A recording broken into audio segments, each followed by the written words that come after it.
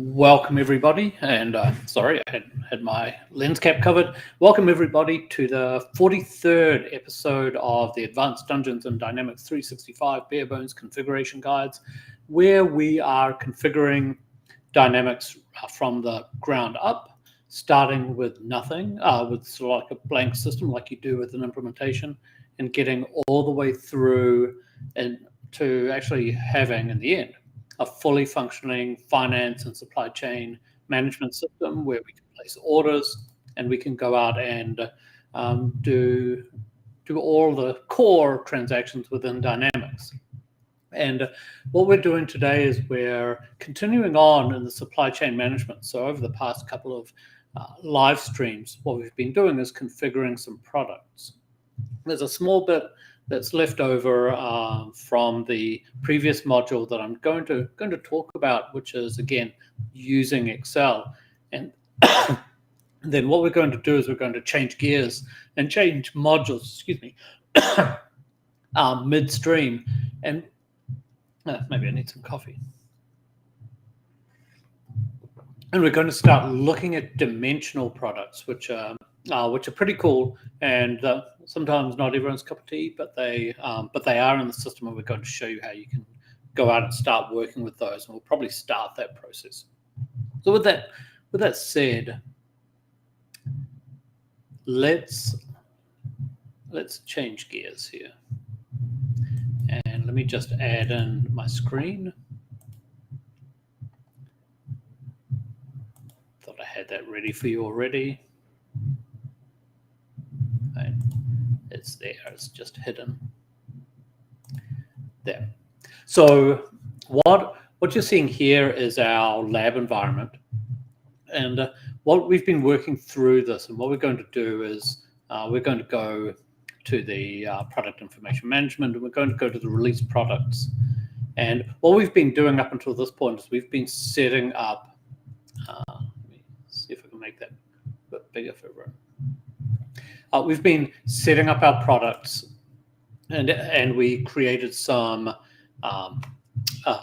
tangible products. So we've got backpacks and barrels and baskets and sacks, and also we set up some services like the armor repair as a service, and then the scroll copying service, which the Waterdeep Trading Company provides as a service, either in-house or outsourced. We can go out and we can explore that even more.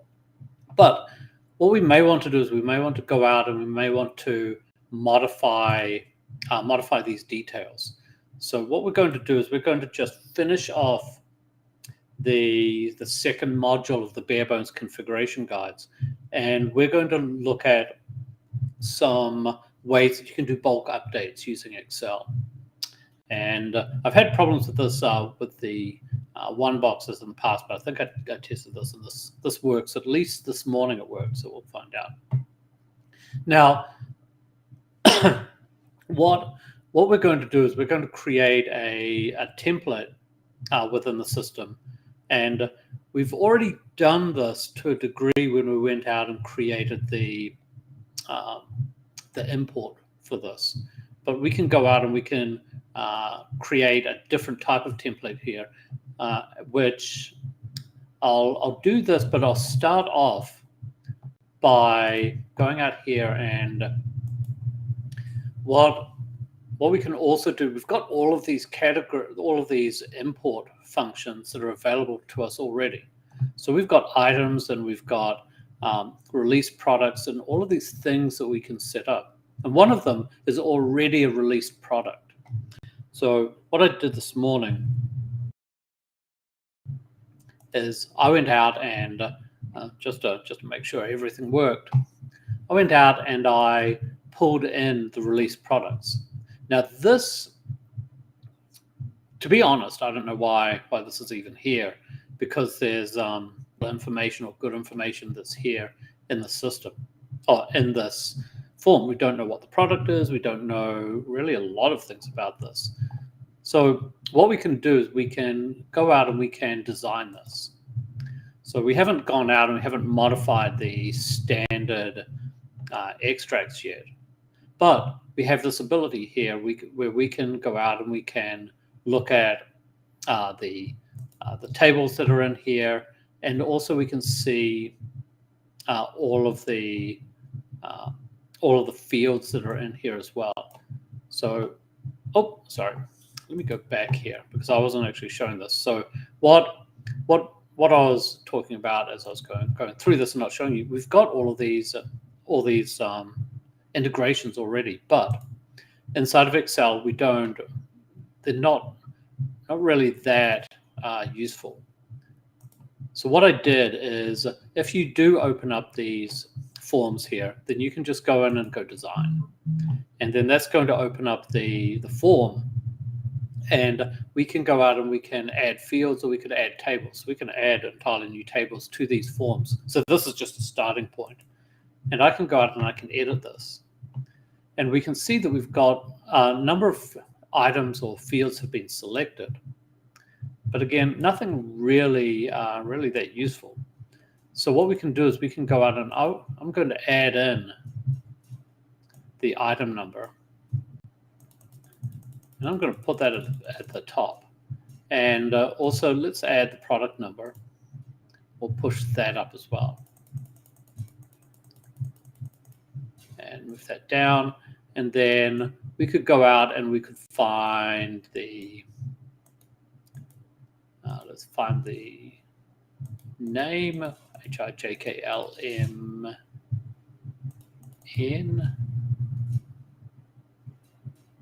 Which isn't there. Let's go out and have a look here. Just trying to see. This may be why I went out and I created the guide like I did.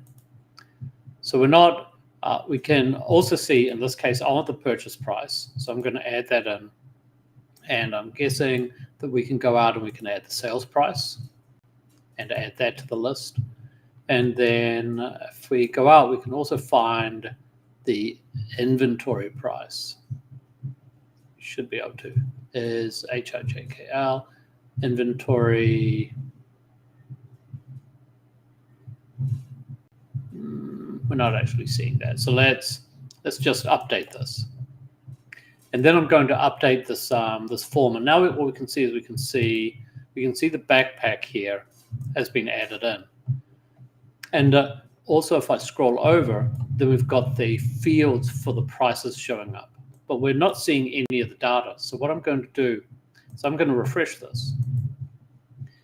And now what we've got is we've got the item number and the product number. And then also we've got the prices here. So say, for example, if we wanted to, we could go out and do an update here for the purchase price, and the purchase price is going to be 35, and then the sales price we're going to update for the backpack to be 50. Then I can go out and I can publish this. This is going and making the change, and then when we return back, so this has made our change here. When we return back to Dynamics, if I make this larger and if I refresh the form, then we could go out into the backpack and we'll see that the price has changed now to $35 for the purchase price. The sales price, which is down here, is $50. Or we could look at this another way, and I could go out and I could look at the pricing view, which is the view that I set up before. And here we can see that the inventory price hasn't been changed. The sales price has been changed and the purchase price has been changed. So there's a number of different options here. Something else that we could do is, since we're on sort of like a roll here, I should be able to, let's see if we can export all of these rows out to Excel.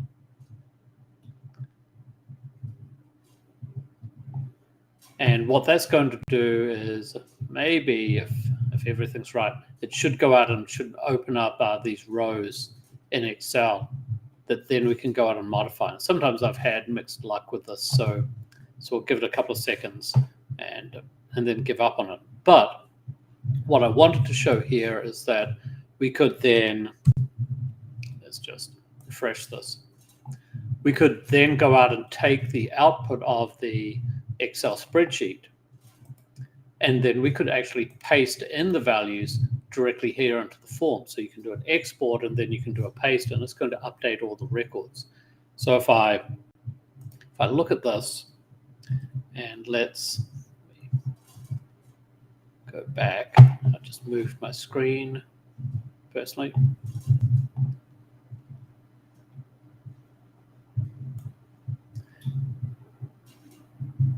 So if I look at this and I go out, and I'm just going to push this over to the side just briefly. So we've got the backpack, the sack, the scroll, and so forth. And if I go over to here, and let's see if this works. So I could have, I'm going to do this by hand. I'd do 5.6, 35, 8.4, 0.8, 1.68.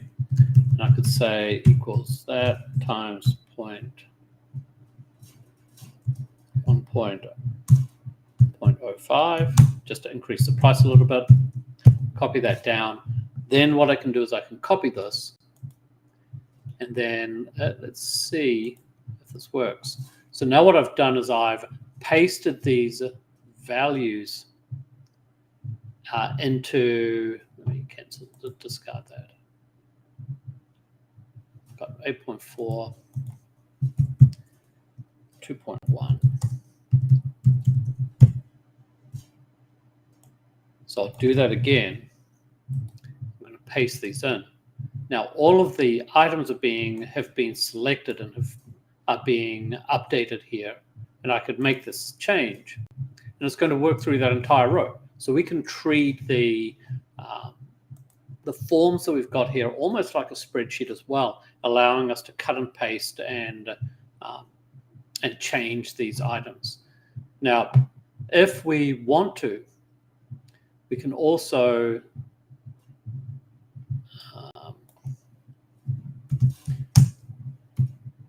go back and then just change these values. So I could change these back, and I'm going to make this 30 to bring back to the standard price. And I'm just going to paste this in and save this change and then make that update. And now it's going to change that for me, and I can change the inventory price as well, just to make everything sort of correct in the system. Now, the other item that we had here, and we may stay on this data maintenance for the remainder of the session because I think this is interesting. What we can do is we can go to the data management, and we could go out and do an export and an import like we did with the products. But also what we can do is we could go to the common area and go to the workbook designer. And then I could go out into the find the products, which is going to be, the released products.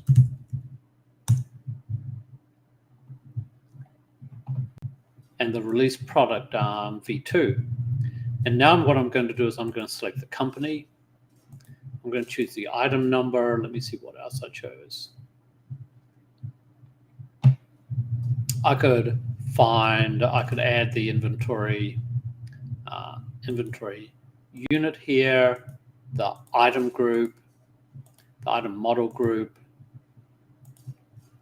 I'm going to move the inventory. Let's remove the inventory unit and then add that back in here. And then also I could add the purchase unit and the sales unit. Then also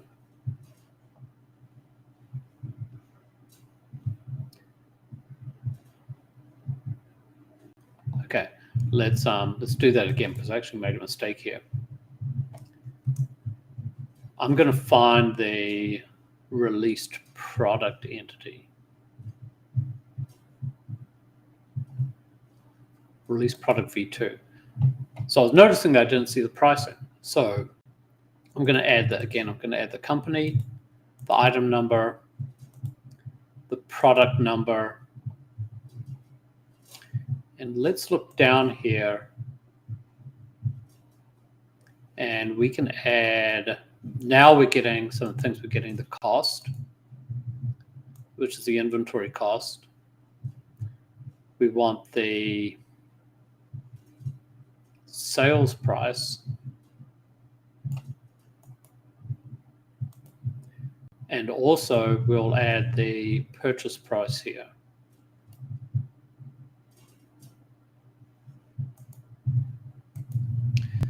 And while we're here, let's add the item group, the item model group. I'm thinking what other fields we may want.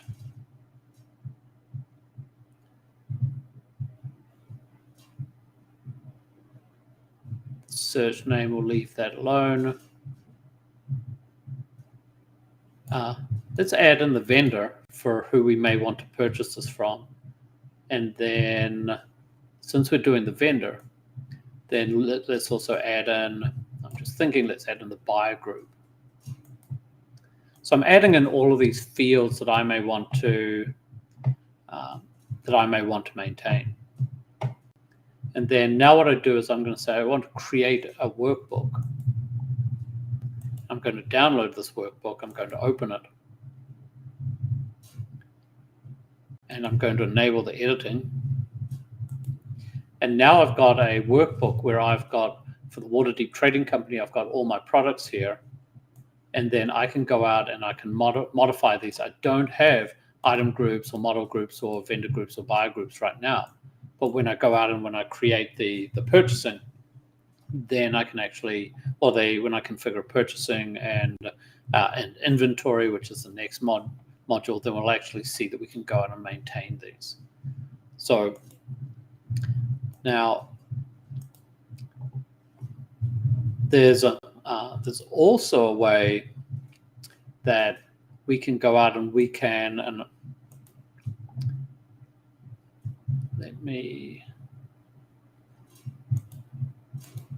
there's also a way, and I forget how to do it, but once we go out and once we create these imports, then we can also go out and we can link this to the form that it's saved against, which is this form here.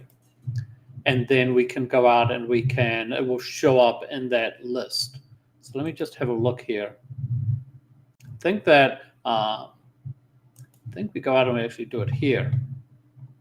So, and let's try this. So I went out and I've created this workbook.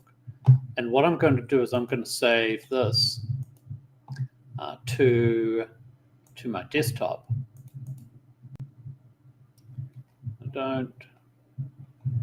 So that's actually not in the documentation. I'm just checking, and this will be the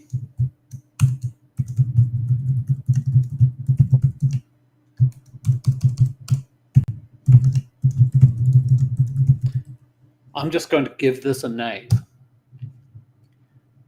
so that I can easily find this. And now what I want to do is I think that I say I want to load a new item. I'm going to browse the template. I'm going to find my desktop. I'm going to find the release product costing details. And this is not to a specific company. It's not to a specific country or region. It's not language specific. It knows that this is associated with my release product entity. And if I go OK, then this is now updated to my templates. So if everything is going well, what I'm going to do is I'm going to try just one thing here.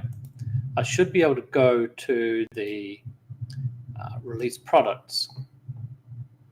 And I think I can actually see my template here has been saved away. so that I can now go out, and if I wanted to use this template for importing or updating records within Dynamics, then I can just click on this release product details, download it. It's going to create the template for me. I can open it and enable editing. And now I've got, let me refresh this.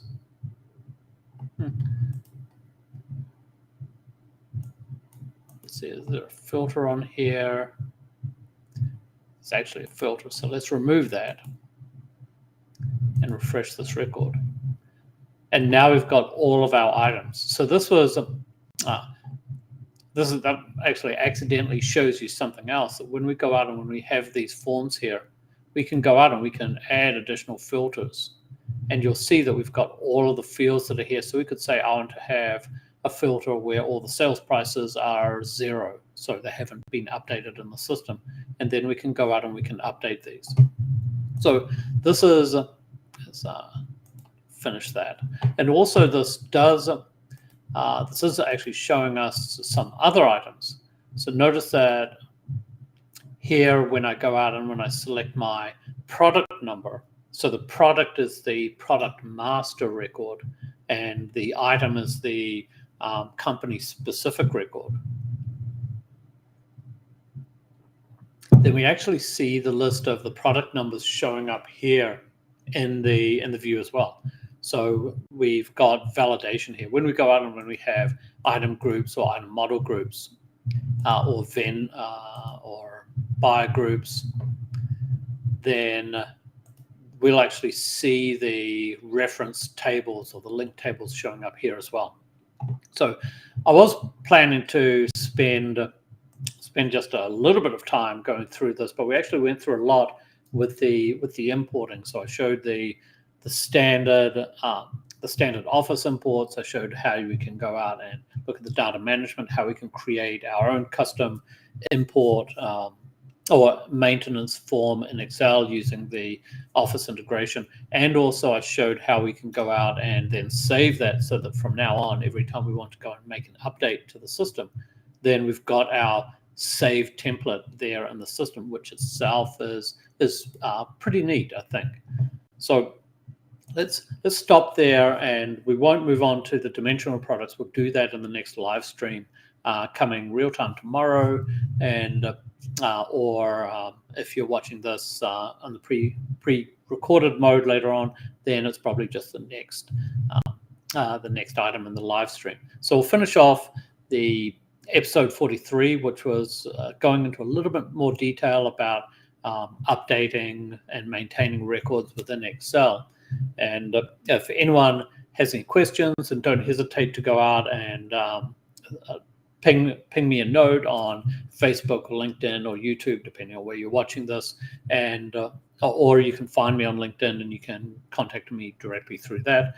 And if you like this project and you want to support the hosting of the server and the lab environments and all these things, then you can you can support us through the Patreon link, which is patreon.com/ADND365. Every copper piece counts, and to keep this up and running.